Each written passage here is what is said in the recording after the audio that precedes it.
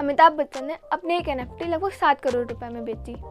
Jack Dorsey, जो कि Twitter के को फाउंडर हैं, इन्होंने अपनी फर्स्ट ट्वीट को NFT में कन्वर्ट करके सेल किया, जिससे इन्हें $2.9 मिलियन मिले। एक इंडोनेशियन स्टूडेंट है जिसने लगभग अपनी 1000 सेल्फीज ली और उसको 5 दिन के अंदर NFT कलेक्शन में कन्वर्ट किया और उसे सेल करने से इसे $1 मिलियन मिले। और इसी के साथ एक फेमस आर्टिस्ट है बीपल, जिन्होंने अपने फेमस आर्टवर्क को NFT में कन्वर्ट करके सेल किया, जिससे इन्हें $69 मिलियन मिले। और इसी के अलावा अपने इंडिया के famous fashion designer Manish Malhotra ने अपने फर्स्ट कलेक्शन को NFT फॉर्म में कन्वर्ट करके सेल किया, जिससे इन्हें ज़्यादा तो नहीं लेकिन फिर भी फर्स्ट टाइम इन्हें $4000 मिले। हम लोग डेली बहुत सारी न्यूज़ें सुनते रहते हैं कि आज यहाँ ये NFT बिकी, ये हुआ, जिसमें इन्हें thousands and millions of dollars रुपए मिले। आखिर ये NFT होता क्या है?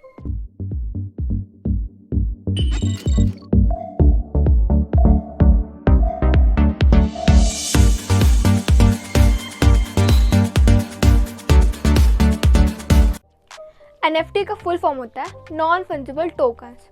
तो सबसे पहले हम लोग नॉन फंजिबल के बारे में डिस्कशन करते हैं कि एक्चुअल में नॉन फंजिबल का मतलब होता क्या है। तो नॉन फंजिबल का वेरी सिंपल मीनिंग होता है नॉन रिप्लेसेबल और नॉन एक्सचेंजेबल। मतलब ऐसी कोई भी चीज़ जिसको हम लोग या तो किसी दूसरी सिमिलर चीज़ से रिप्लेस नहीं कर सकते और एक्सचेंज नहीं कर सकते। फॉर एग्जाम्पल, यदि मेरे पास 3 पेन है तो जैसे जनरली फ्रेंड्स में होता है कि हम लोग सेम ब्रांड्स के पेन एक्सचेंज कर लेते हैं, तो लेकिन यदि उनमें से एक पेन मेरे पापा ने मेरे बर्थडे पे दिया तो वो पेन मेरे लिए स्पेसिफिक हो गया है। अब ये इसको मैं रिप्लेस नहीं कर सकती, मतलब कोई भी दूसरी पेन से मैं इसको रिप्लेस नहीं कर सकती, तो अब ये पेन मेरे लिए नॉन फंजिबल हो गया है। और यदि हम लोग कोई दूसरा एग्जांपल देखें तो जैसे मोनालिसा की पेंटिंग है, तो वो जो ओरिजिनल पेंटिंग है यदि मैं कोई म्यूज़ियम पे रखी हुई है और मैं कहूँ कि किसी दूसरे आर्टिस्ट की बनी हुई पेंटिंग में उस ओरिजिनल की जगह लिया, तो ऐसा पॉसिबल नहीं है। तो मतलब ये जो पेंटिंग है वो अब नॉन फंजिबल पेंटिंग में आ गई।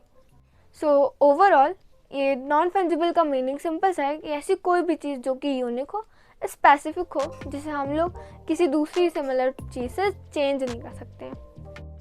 अब बात आती है टोकन्स की। तो टोकन्स को हम लोग इस तरह से समझ सकते हैं जैसे कि कोई प्रॉपर्टी है, कोई घर है जिसकी ओनरशिप हम लोग करें, तो इसके लिए रजिस्ट्री होती है जिससे एक प्रूव होता है कि येस दिस पर्टिकुलर प्रॉपर्टी हम लोगों की है। तो in case of any case जिसमें हम लोग को ये प्रूफ करना हो कि yes this particular property belongs to me, तो वो उसको गवर्नमेंट भी मानती है कि येस दिस इज़ योर्स।